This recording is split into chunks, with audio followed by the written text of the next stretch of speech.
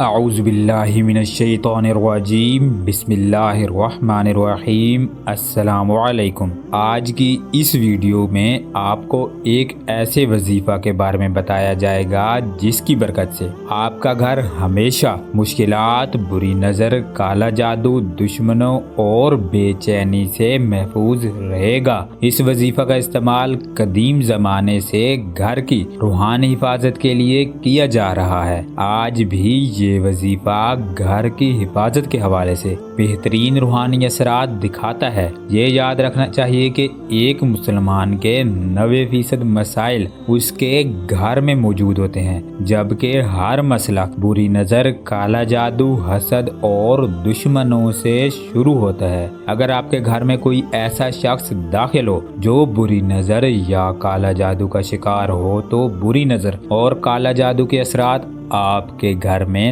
داخل ہو سکتے ہیں، اور جب بری نظر اور کالا جادو کے اثرات گھر میں داخل ہو جاتے ہیں تو اس گھر کے تمام افراد متاثر ہونا شروع ہو جاتے ہیں۔ بری نظر اور کالا جادو کی وجہ سے گھر کے افراد کو بیماری، مالی مسائل، ناکامی، بے چینی اور لڑائی جھگڑوں کا سامنا کرنا پڑتا ہے۔ کالا جادو اور بری نظر کی وجہ سے گھر جلد ہی تباہ ہو سکتا ہے۔ اس کے علاوہ اگر کوئی آپ کے خوبصورت گھر کو حسد کی نظر سے دیکھتا ہے تو اس حسد کی وجہ سے آپ کا گھر بھی بربادی کا شکار ہو سکتا ہے۔ اسی طرح ایک عقل مند دشمن کبھی بھی سامنے آ کر نہیں لڑتا، ہمیشہ کسی کے گھر پر کالا جادو کرتا یا کرواتا ہے، کیونکہ گھر پر کالا جادو کرنے سے اس شخص کی زندگی، مال، عزت، اولاد اور کاروبار کو بے حد نقصان پہنچتا ہے، اور جلد ہی وہ شخص بادشاہ سے فقیر بن سکتا ہے۔ لہٰذا اگر آپ کا کوئی دشمن ہے تو آپ کو سب سے پہلے روحانی حفاظت کی ضرورت ہے۔ اسی طرح بعض لوگوں کے گھروں میں جنات اور شیاطین رہتے ہیں، اور ان جنات اور شیاطین کی وجہ سے گھر میں ایسی غلط فہمیاں پیدا ہوتی ہیں جن کی وجہ سے انسان چاہ کر بھی اپنے گھر کو نہیں بچا پاتا۔ یہ یاد رکھنا چاہیے کہ مسلمانوں کو سب سے زیادہ کالا جادو اور بری نظر کا سامنا کرنا پڑتا ہے، اور اگر کوئی مسلمان اپنے گھر کو روحانی طور پر محفوظ رکھے تو اس کی زندگی، مال، عزت، اولاد، گھر، کاروبار خود بخود محفوظ رہتے ہیں۔ اگر کوئی مسلمان اپنے گھر کو روحانی طور پر محفوظ رکھنا چاہتا ہے تو اس کو چاہیے کہ یہ وظیفہ کر لے۔ انشاءاللہ اس وظیفہ کی برکت سے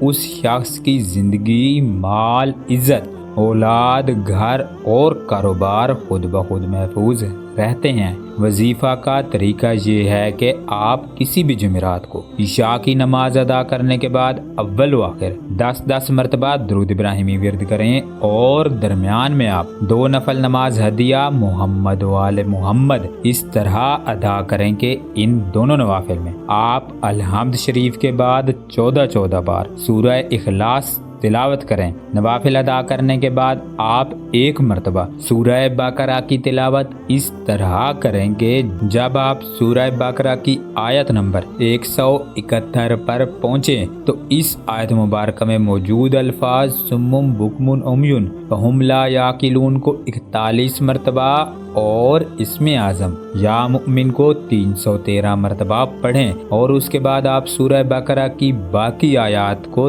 تلاوت کریں، اور یہ وظیفہ 11 یا 21 روز تک جاری رکھیں۔ یہ وظیفہ مکمل کرنے کے بعد آپ روزانہ 10 مرتبہ درود ابراہیمی اور 10 مرتبہ سم بکم عمی فہم لا یعقلون اور 41 مرتبہ اسم اعظم یا مؤمن ورد کرنے کی عادت ڈال لیں، اور اس میں بلا مجبوری ناغہ نہ کریں۔ انشاءاللہ جلد ہی آپ کے لیے اس وظیفہ کا روحانی فیض جاری ہو جائے گا، اور اس وظیفہ کی روحانیت کی برکت سے آپ کی زندگی، مال، عزت، اولاد، گھر اور کاروبار ہمیشہ کے لیے ہر نقصان سے محفوظ ہو جائیں گے۔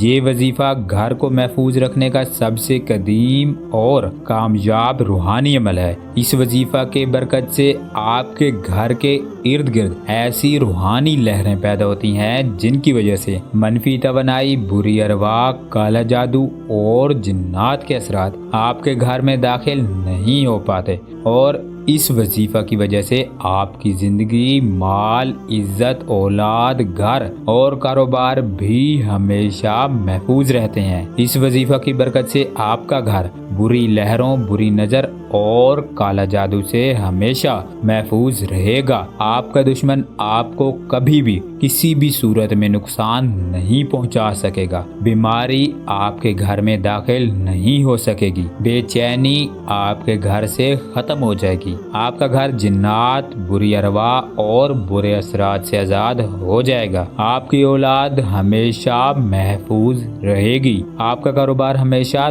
دشمن سے محفوظ رہے گا۔ آپ اور آپ کی اولاد حادثات سے محفوظ رہیں گے۔ آپ اور آپ کے اولاد کو خوش قسمتی اور کامیابی حاصل ہوگی۔ یہ وظیفہ گھر اور خاندان کی بہترین روحانی حفاظت ہے۔ اگر کسی بھی وجہ سے آپ اوپر بتایا گیا وظیفہ نہیں کر سکتے تو آپ ہم سے سورہ بقرہ اور اسم اعظم یا مؤمن کا نقش منگوا سکتے ہیں۔ انشاءاللہ اللہ کے حکم سے اس تعویذ کی بھی آپ کو وہی برکات حاصل ہوں گی جو کہ سورہ بقرہ اور اسم اعظم یا مؤمن کے وظیفہ سے حاصل ہوتی۔